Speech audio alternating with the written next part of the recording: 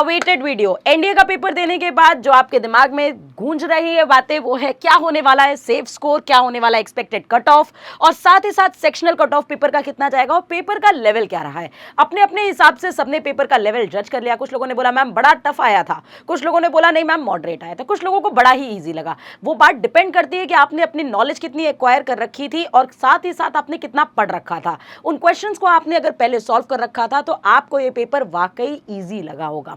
अगर मैं previous years को एनालिसिस करूं तो मुझे ये देखने को मिला कि पेपर जो था वो आपका इजी टू मॉडरेट लेवल पे आया, खासकर मैथ्स का।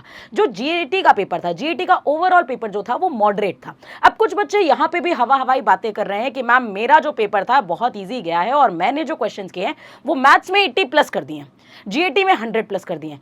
प्लीज आप ऐसे बच्चों से दूर रहिएगा क्योंकि ऐसे नंबर जो आपको बता रहे हैं कहीं ना कहीं इनके नेगेटिव बहुत ज्यादा जाने वाले हैं। यूपीएससी है ये खिलवाड़ नहीं है। इसका देखने का तरीका एकदम सिंपल होने वाला है। कैसे आप अपनी कट ऑफ या अपने आप को एनालिसिस कर सकते हैं, कैसे आप एसएसबी की प्रिपरेशन कब से शुरू करनी है आपको, या फिर आपको लग जाना है वापस रिटर्न की तैयारी में, इस वीडियो के बाद आपको एकदम क्लियर हो जाएगा। तो बच्चों बहुत ही ध्यान से सुनिएगा। बेसिकली सबसे पहले मैं ट्रेंड एनालिसिस थोड़ा सा डिस्कस कर दूं। मैथ्स के बारे में अगर मैं डिस्कशन करूं तो बाइनरी नंबर से एक सवाल आया, लॉग से एक भी सवाल नहीं आया, सेट थ्योरी से एक भी सवाल नहीं आया, और साथ ही साथ सीक्वेंस एंड सीरीज से 4 सवाल, पैटर्न में कोई चेंज नहीं हुआ, 4 से 5 सवाल पूछता था। पीएनसी से 6 सवाल आए, 6 से 7 पूछता। ये बाइनरी से बाइनोमियल थ्योरम से 2 सवाल, प्रोबेबिलिटी से 11 सवाल अंडरस्टूड है, और साथ ही साथ ट्रिग्नोमेट्री से 10 सवाल आए, इनवर्स से एक भी सवाल नहीं पूछा गया। प्रॉपर्टीज ऑफ ट्रायंगल से इस बार 7 सवाल पूछे गए। आपको बता दूं 2024 का जो फर्स्ट शिफ्ट था उसमें भी प्रॉपर्टीज ऑफ ट्रायंगल से अच्छे सवाल पूछे गए थे। हाइट एंड डिस्टेंस से 3, कॉम्प्लेक्स नंबर से 3 और क्वाड्रेटिक इक्वेशन से 5 सवाल पूछे गए। मैट्रिक्स एंड डिटर्मिनेंट से 11 सवाल पूछे गए। वहीं अगर बात करूं स्टैटिस्टिक्स से तो 8 सवाल पूछे गए। 2D से 4 सवाल, स्ट्रेट लाइन से 2 सवाल, सर्कल से आपके 2 सवाल, पैराबोला से 1, इलिप्स से 1, हाइपरबोला। इस सेक्शन को इसलिए मैं बोलती हूं हमेशा छोड़ दो, 2D सेक्शन हमेशा छोड़ के जाओ, कोई दिक्कत नहीं है, कभी टेंशन नहीं लेना इस सेक्शन की। साथ ही साथ वेक्टर और 3D अगर आप देखेंगे तो 10 सवाल पूछे जाते थे, 10 सवाल पूछे गए, 4 और 10 सवाल आए, 6 सवाल आए हैं। फंक्शन से 11 सवाल पूछे गए, पिछली बार 18 सवाल पूछे गए थे।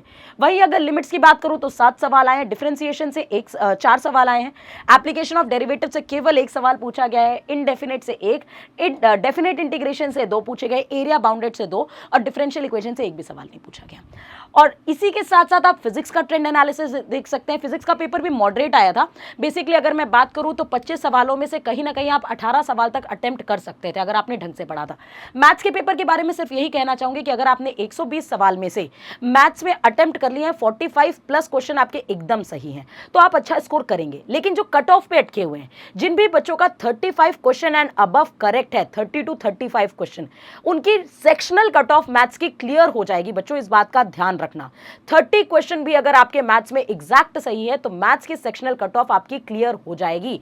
मैं गुड स्कोर की बात कर रही हूं, 45 एंड अबव क्वेश्चन जिसके भी हैं मैथ्स में उसका स्कोर खराब नहीं बोला जाएगा।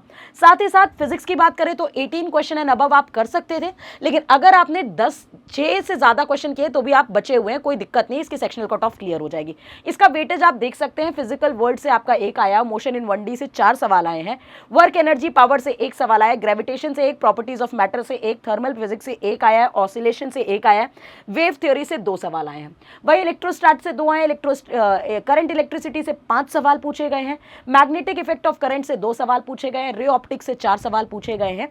तो ये आपका फिजिक्स का पूरा वेटेज रहा है। वही अगर केमिस्ट्री की बात करें, केमिस्ट्री का लेवल इजी टू मॉडरेट ही रखेंगे हम दो। यहाँ पे आप देख सकते हैं कि क्वेश्चंस का पूरा वेटेज, आप यहाँ पे इसका स्क्रीनशॉट ले सकते हैं कि कितने कितने क्वेश्चन किस किस चैप्टर से पूछे गए हैं। यहाँ पे मतलब जैसे आप देख सकते हैं एसिड बेस और सॉल्ट का वेटेज अच्छा था, एटॉमिक स्ट्रक्चर का वेटेज अच्छा था, केमिकल बॉन्डिंग का स्ट्रक्चर अच्छा था। तो ये पूरा केमिस्ट्री और बायोलॉजी का आपके सामने देखने को मिला कि कितने क्वेश्चन पूछे गए हैं। वही अगर इंग्लिश की बात करूँ तो इंग्लिश में मेन क्वेश्चन आए नरेशन से, नरेशन, क्लोज टेस्ट पैसेज से ये सिनोनिम्स 5 पूछे गए, रीडिंग कॉम्प्रिहेंशन से 5, पीक्यूआरएस से 5 आए, ऑर्डरिंग ऑफ सेंटेंसेस से 5 आए हैं, होमोफोन से 5 आए हैं, और साथ ही साथ वन वर्ड सब्स्टिट्यूशन और फिलअप से 15 क्वेश्चन आए हुए हैं।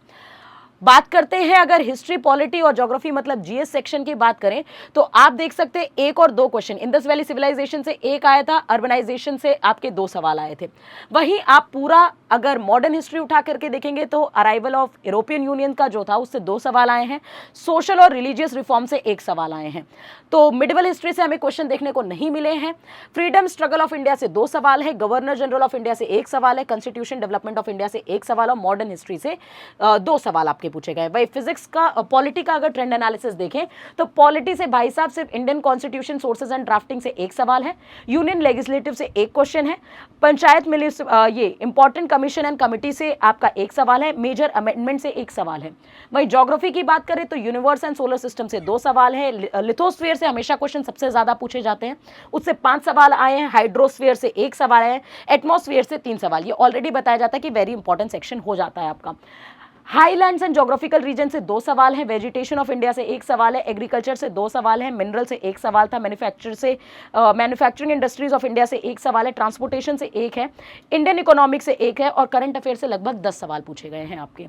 ठीक है, अब पेपर लेवल हम रखेंगे easy to moderate, overall paper को मॉडरेट लेवल तक ले जाएंगे। मैथ्स का पेपर इजी टू मॉडरेट ही रहा है क्योंकि पीवाईक्यू कई सारे रिपीटेड देखे गए, क्वेश्चन पैटर्न वही पूछे गए। इनफैक्ट जिसने भी क्लास को पूरा कवर किया था तो क्लास नोट से ही सारे क्वेश्चन पूछे गए, एक क्वेश्चन भी बाहर से नहीं आए। वहीं जीएटी का भी वही हाल रहा, जितना टीचर्स ने पढ़ाया टीचर्स के नोट से ही डायरेक्ट चल के आया, चाहे वो जीएस का सेक्शन हो, इंग्लिश वोकैबुलरी हो, पॉलिटी हो, बायोलॉजी हो या फिर आपकी केमिस्ट्री फिजिक्स हो, सारे क्वेश्चन नोट से कवर किए गए थे। अब मैं बात करती हूँ अटेम्प्ट्स की। मैथ्स पेपर की अगर मैं बात करूं तो आपका जो गुड अटेम्प्ट होगा वो 50 to 60 क्वेश्चन में आपका एक गुड अटेम्प्ट है। मैंने क्या बोला, कट ऑफ अगर आपने 30 क्वेश्चन से ज्यादा किए हैं सही तो आपकी मैथ्स की सेक्शनल कट ऑफ क्लियर हो जाएगी। वही अगर जीएटी सेक्शन की बात करें तो 80 to 90 क्वेश्चन बच्चे करके आए हैं जो कि करने लायक था, तो it will be considered as good attempt, right. तो इतना आपको पता होना चाहिए। सेक्शनल कट ऑफ यूपीएससी हमेशा चेंज करता रहता है, तो आपको ध्यान देना है कि हर पेपर की जो सेक्शनल कट ऑफ होगी वो 18% से 20% के बीच में होगी, यानी 20% से ज्यादा नहीं जाने वाली है, तो आप टेंशन फ्री रह सकते हैं इस बात को लेकर के। अब सेफ स्कोर की बात करें, सेफ स्कोर जो इस बार जो एनडीए का कट ऑफ जाएगा वो 310 प्लस जाएगा। यानी आप ध्यान रखिए कि जो पिछली बार कट ऑफ आया था रिटर्न का वो 290 था, तो इस बार कोई कट ऑफ बहुत ड्रास्टिकली चेंज नहीं होने वाला है, क्योंकि कई बच्चों ने नेगेटिव किया, उन्होंने जब अपना रिजल्ट देखा तो उनकी असलियत भी उनके सामने आई है कि हमने क्या गलतियां की हैं। करने को 70 क्वेश्चन करके आए, 80 क्वेश्चन करके आए, लेकिन 20 से 30 क्वेश्चन नेगेटिव हैं, तो उनको कट ऑफ कभी भी क्लियर नहीं होगी बेटा। सेकेंड इंपॉर्टेंट बात, अगर आपका 310 प्लस स्कोर आ रहा है तो आप अपने आप को सेफर सेक्शन में रखें और आप अपनी एसएसबी की तैयारी करना शुरू कर दें। जिनका इतना स्कोर नहीं बन रहा है उनको घबराने की जरूरत नहीं है, उनको बस अपने दिमाग में एक थॉट रखना है कि भाई सिंपल सी बात यह है कि अगर मेरा इस बार क्लियर नहीं हुआ, अगले अटेम्प्ट में मुझे बैठ करके, यानी सितंबर मात्र 4 महीने बचे, उस 4 महीने में हमें लग करके अच्छे से प्रिपरेशन करनी होगी। अब 4 महीने में आप एकदम से कहीं ना कहीं क्वेश्चन मार्क नहीं घूम सकते, उस 4 महीने में आपके दिमाग में होनी चाहिए एक स्ट्रैटेजी, एक पावरफुल स्ट्रैटेजी। तो what next, what you need to do, जिसका रिटर्न क्लियर हो गया उसको सीधा सीधा आना चाहिए एसएसबी के लिए।